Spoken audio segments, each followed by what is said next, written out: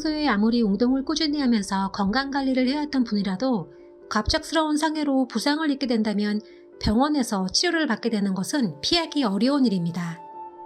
게다가 가장으로서 생계를 책임을 지고 있는 경우라면 곤란한 상황에 빠질 수도 있습니다. 이번에 소개해드릴 K씨의 경우는 경제활동을 하시는 분은 아니었지만 사회활동은 활발하게 하시는 분이었습니다. 흉추악박골절로 오랜 기간 동안 재활 및 물리치료 등을 받아왔지만 아직도 수상 부위의 통증과 불편함은 없어지지 않은 채 계속 가지고 계셨습니다. 이분이 다치시게 된 경위는 자택에서 무거운 물건을 들고 옮기던 중에 뒤로 넘어지게 되면서 발생하였고, 집에서 움직이지 못하고 있다가 며칠 뒤에 병원으로 가서 진료를 받게 되었고 결국 흉추악박골절이라는 진단을 받게 되었습니다. 흉추는 등 부위에 있는 등뼈를 말하며 1번부터 12번까지로 구성되어 있습니다. 단순 방사선 검사인 엑스레이를 통하여 추체의 골절을 확인 후 진단받을 수 있습니다. 진단서를 확인하면 몇 번 악박골절이라고 표기되어 있는 것을 알 수가 있습니다. 잠깐만요. 아직도 좋아요와 구독을 안 눌러주셨어요? 여러분의 한 표가 저에게는 큰 힘이 됩니다. 좋아요, 구독 부탁드려요.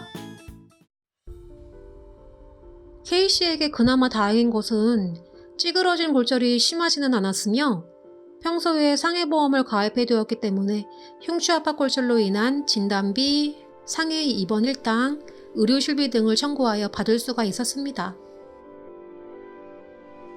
그리고 수상 후 수개월이 지난 뒤 보험증권을 구비하여 보상 전문가인 손해사정사와의 면담을 통하여 흉추압박골절로 인한 후유장애 보험금에 대한 내용을 알게 되셨습니다. 이를 위한 평가 기준과 청구 절차 등에 대해서 상세하게 설명을 해드렸고, 알고 있는 것만으로는 혼자 진행을 하는데 어려움이 있다는 사실을 인지하시고 손해사정 업무에 대해서 위임을 해주셨습니다. 결국 상당한 기간이 소요되었지만 잔존하는 후유장애에 대하여 인정받게 되셨고, 이에 합당한 보험금이 지급되었습니다. 그렇다면 상해보험이나 생명보험과 같은 개인보험에서 말하는 후유장애는 무엇을 말하는 것일까요? 물론 흉추압박골절로 치료를 받는 경우 지속되는 통증과 허리를 굽히거나 필 때의 움직임의 제한, 그리고 앉았다 일어날 때의 불편함 등에 대하여 주로 많이 호소를 하십니다. 이는 상당한 기간 동안 시간이 지난다고 하더라도 완벽하게 없어지기는 힘들며 반복적으로 나타날 수 있는 증상이므로 이것을 후유증으로 인한 장애라고 생각할 수 있습니다. 하지만 보험약관에서는 이러한 흉추압박골절로 이야기하는 후유장애에 대하여 AMA 방식으로 기준을 마련하고 있습니다. 특히나 수상 부위의 변형에 대해서 전만, 후만, 측만으로 평가하여 그 정도를 판단합니다. 개인보험 약관의 장애 판정에 대한 내용 중 가장 중요한 부분은 다음과 같습니다. 척추의 기형장애는 척추체의 압박률 또는 척추체의 망곡 정도에 따라 평가하며 해당 추체의 변형 각도의 범위, 그리고 퇴행성 기형증 병변과 사고가 그 증상을 악화시킨 부분만큼, 즉 이 사고와의 관여도를 산정하여 평가함에 있겠습니다. 여기서 퇴행성이나 사고와의 관여도는 무엇을 말하는 것일까요? 쉽게 예를 들자면 기존에 허리를 다쳐서 치료를 받은 적이 있거나 골다공증 등과 같은 퇴행성 질환으로 후유장애가 악화 및 확대된 경우 이를 지급보험금 산정에 공제하여 반영한다는 것입니다. 따라서 위의 질환을 가지고 있는 경우 불리하게 작용하기 때문에 각종 분쟁이 발생되는 것은 기정사실입니다. 그렇다고 이를 숨길 수 있는 것도 아니기 때문에 정확한 손해사정이 필요한 이유입니다. 피보험자의 나이가 60세 전후라고 한다면 필수적으로 골밀도 검사를 하였는지, 그리고 기존 질환이 있었는지 여부를 알아보기 위하여 면담을 요구하고 위임장과 동의서를 받아서 조사하기 때문입니다.